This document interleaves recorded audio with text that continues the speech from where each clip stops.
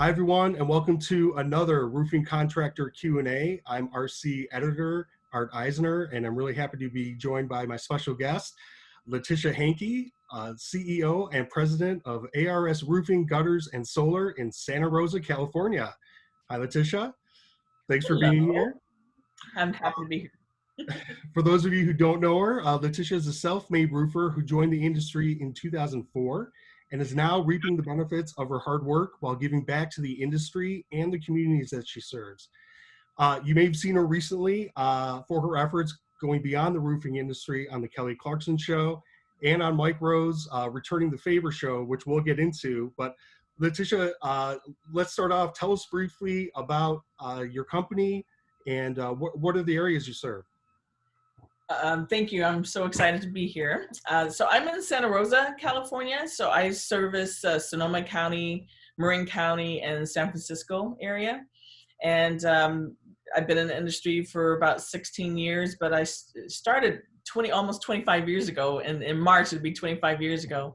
So it's mainly roofing, residential and commercial. And so I'm pretty equal on the two, and also solar and gutters as well.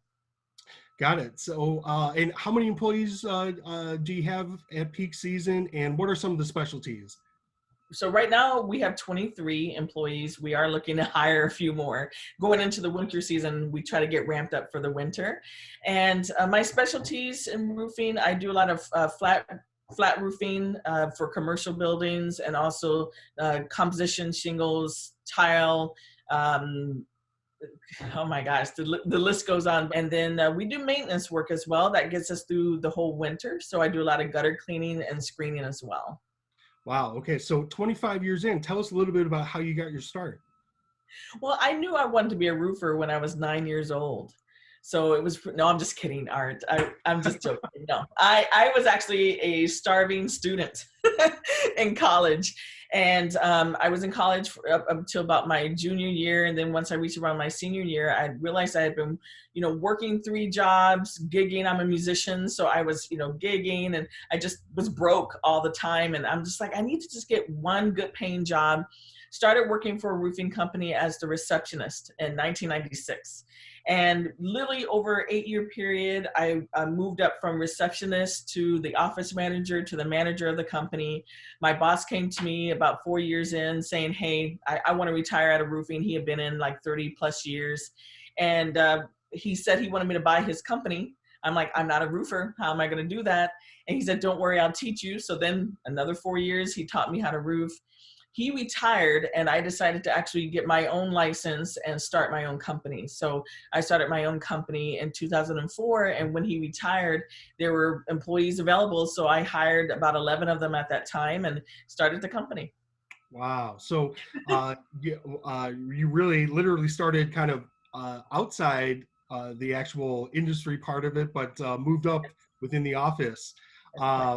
And so it sounds like you got more than a crash course in roofing, but Yeah.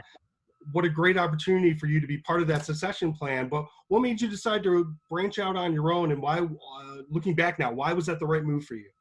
I knew for sure that I wanted to be a business owner. I never knew I wanted to be a roofer, but even when I was younger, when I was 12 and 13 years old, and I was always doing some kind of business. I was making earrings, or I braid kids' hairs after school, to make some extra money. I was helping my mom in her office. I knew I wanted to do something in business. And this was just an amazing opportunity. I knew how to run a roofing company. I knew how to roof. So I'm like, well, it's perfect, and I love helping people at the same time. And one of my favorite things is that gratitude, when I go to my client's house after we've done their roof, and they've got this big smile on their face and they're super happy. And I just always love that feeling. So that's why I wanted to continue on with it, because that's my favorite part of it, is just that happy customer. So I gave it a shot. Were there any other women in the company you were working that you started out in roofing at the time? No, no. Not only were there still, I'm still waiting to meet my first female roofer. I haven't found, other female roofers, but also there weren't a lot of females in the construction industry at all at that point. And over the years, I finally started meeting other women that were in construction, and now there's more and more women getting into this field as, a lot of us start talking about it more, and, letting a lot of our young women know as well that they can get into construction. Right. So what is it like to be starting out in a male-dominated industry, and how has that situation evolved, if at all, during your career? In the beginning, it was very interesting because, I really had to prove myself a lot more. I mean, I remember the first time I went to a networking event with a group of contractors. We're all supposed to network, share best business practices and such. It was that kind of event. And I walk in, there's a couple general contractors at the bar, and I kind of walk up to the bar, and I've got my polo shirt on that says ARS Roofing. And one of the general contractors says to me, "Oh, you work for ARS Roofing, huh?" And I'm just like, "Oh no, I'm the CEO of the company." He goes, "Ah, from the kitchen to the rooftop, huh?" That was like my first experience. I had just started my company. I'm trying to network, and that was my first experience. And it was like that for me for many years after, as contractors were just trying to get to know who I was and getting used to me. So sorry about the phone. I apologize. No About worries. that. I'm at work. Hey, the Yeah. phone's actually ringing. That's a good thing. The roof. And so, over time, I was able to prove myself, and that's what's happened now. I've been able to prove myself, and now I have a great group of, networked, contractors that I network with and work with all the time. So it just took a little extra. Who did you find? One of the things that I see on the outside of the industry looking in is that I feel that there is women in this industry just they get underestimated very easily. And Yes. can you talk about you mentioned the story about the other roofers?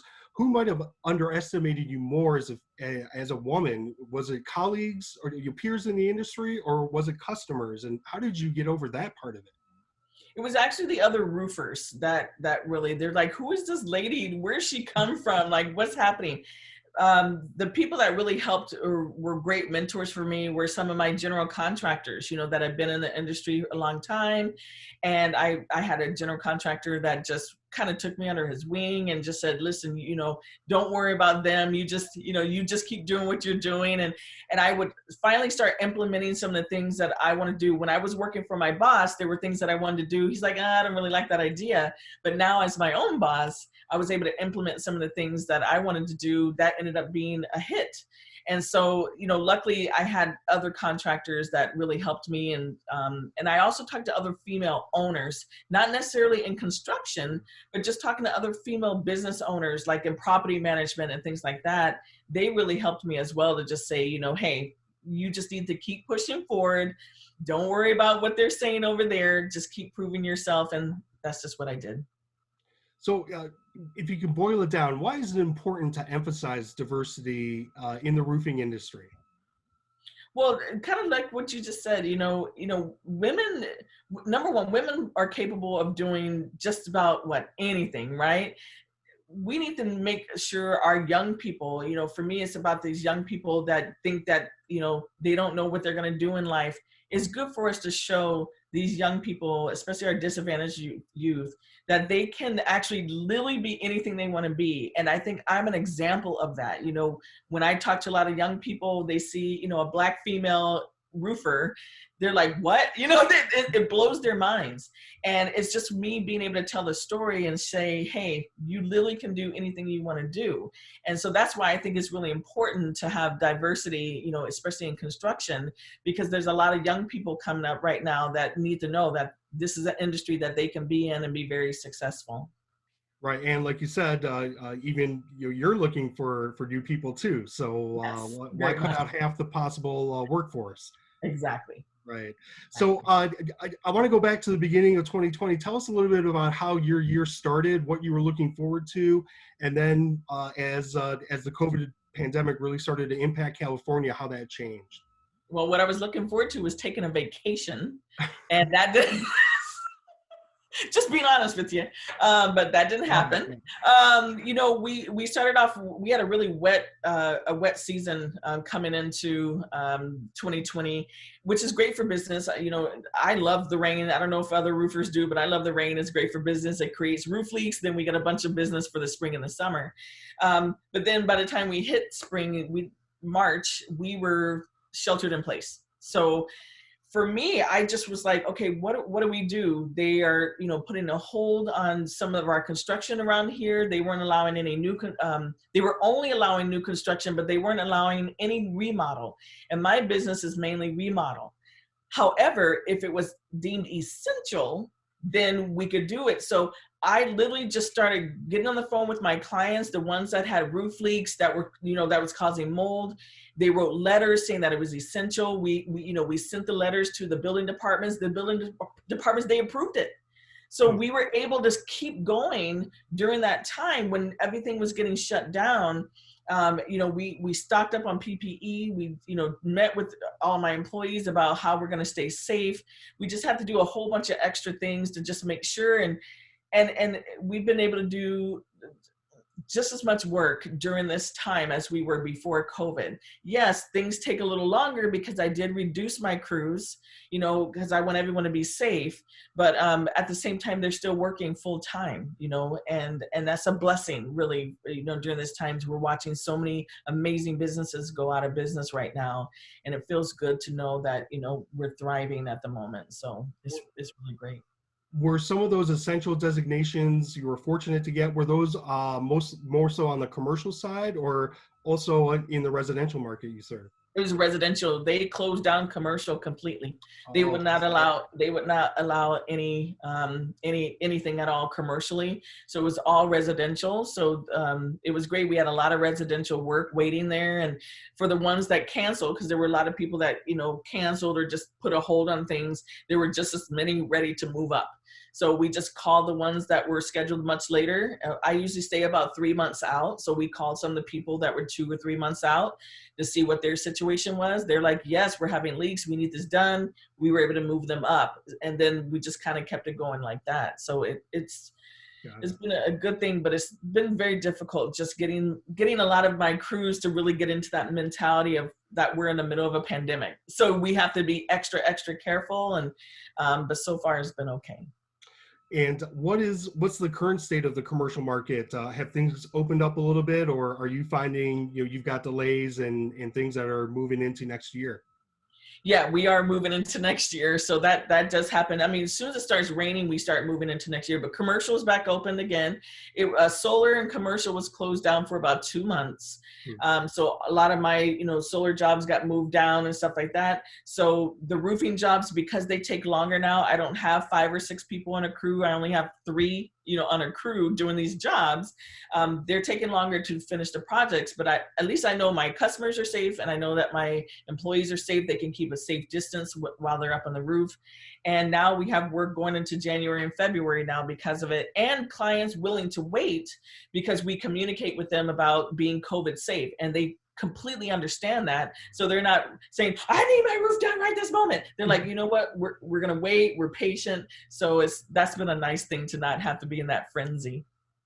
Wow. So you've adapted to the pandemic. It was a really busy summer, a lot of social unrest, the wildfires in your area, a lot of challenges.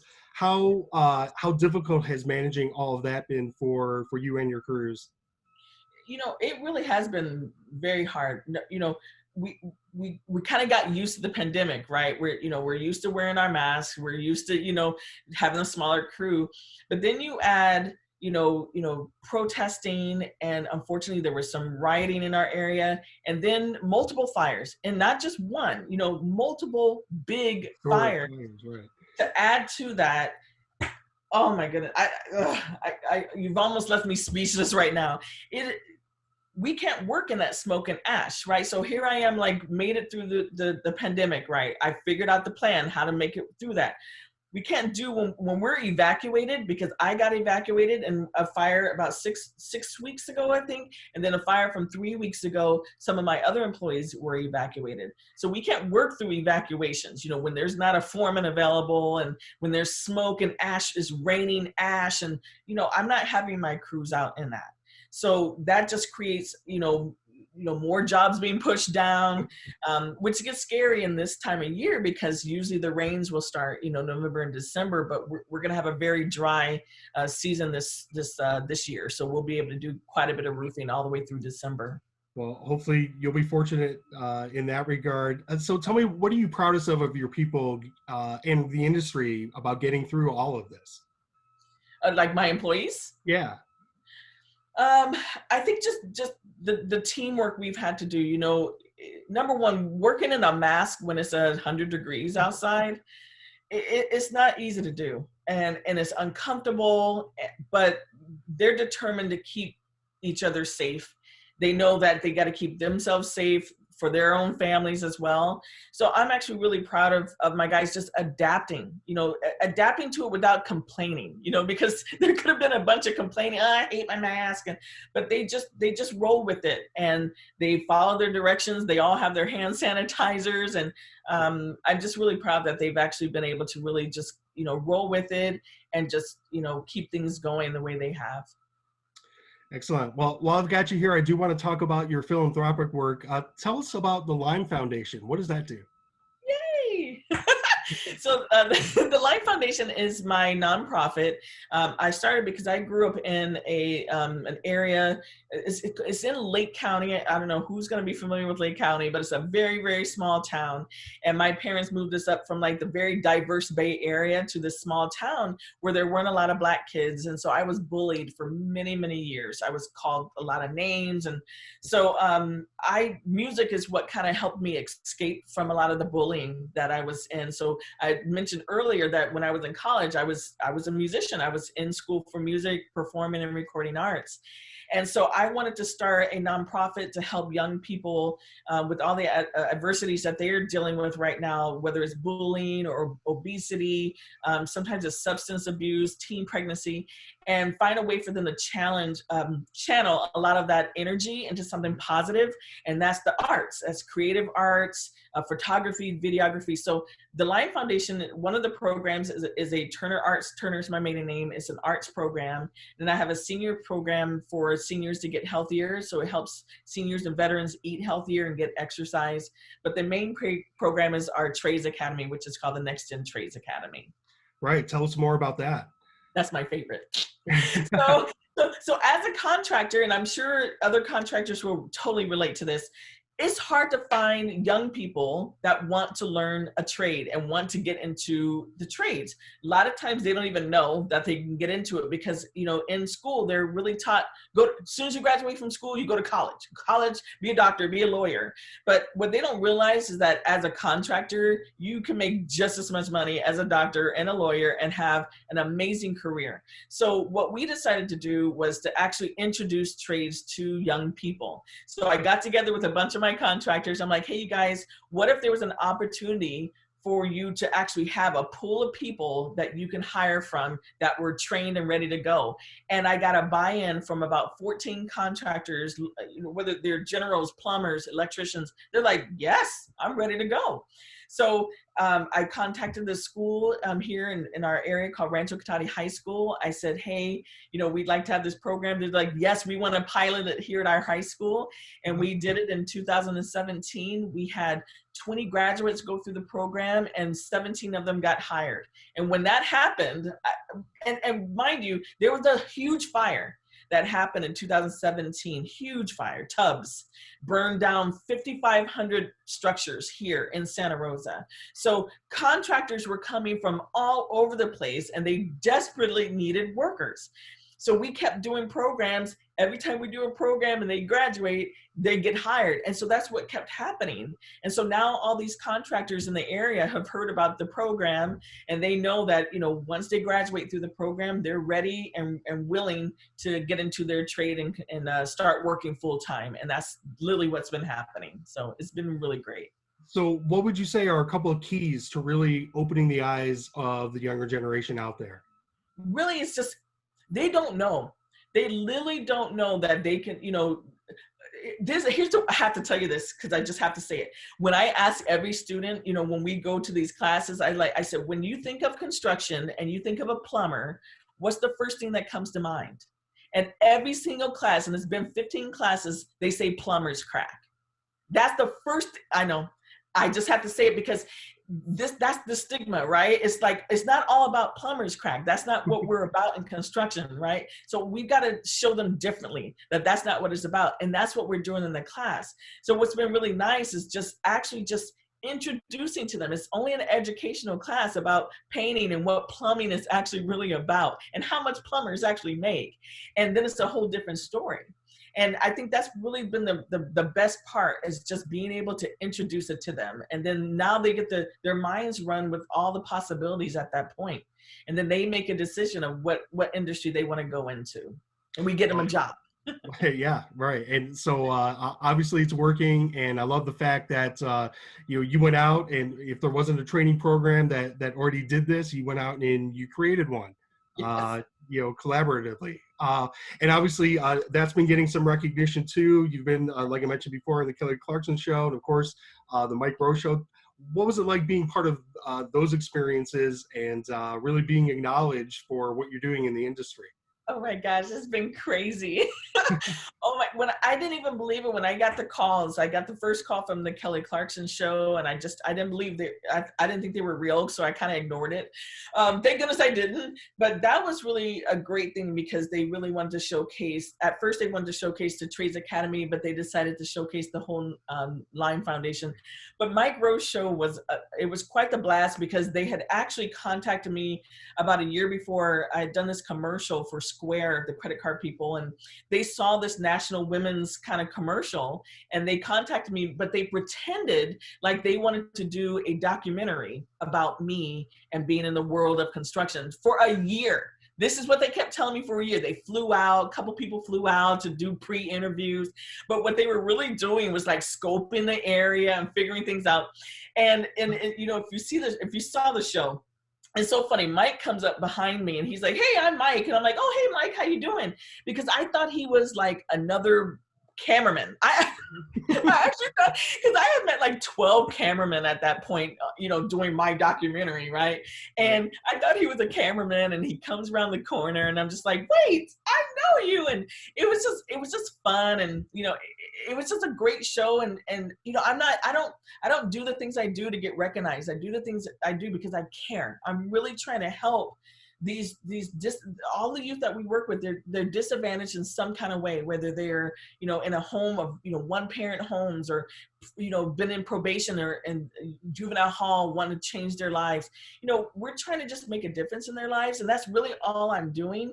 And then to get this type of recognition, it was really huge for me, because it just helped me to realize that I'm on the right path, that I'm doing the right thing. And Mike and I talked a lot about his passion for construction with young people and mine, and how there was so much synergy there, and we got along very well. So it was a lot of fun. Well, in the public eye, it doesn't seem like there's many more people working harder to change the perception of the trades than Mike Rowe. So it's great to hear you had that positive experience. Tell us, where can people find out more? The best place to go is my website. My website, I have all of my nonprofit. There's a tab on there where you can go. So that's www.arsroofing.com. And you can read a little bit about my bio, and there's videos there. And actually the Mike Rowe Show and Kelly Clarkson Show is there on my videos tab if you want to check that out. And if you want to get involved somehow, we are looking to bring our program to other areas for the Trades Academy. So, click on our button about more questions and let us know if you're interested, and we'd love to bring it to an area near you. That's awesome. Well, thanks again, Letitia, for joining us. I really appreciate it. And thanks to everybody out there for joining us. Please be sure to check out more of the latest of our latest digital edition and all the content we're posting on roofingcontractor.com. For more comprehensive coverage of the industry, be sure to sign up for our free new digital edition by hitting the subscribe button just above and a little to the right. And stay safe. We'll see you next time.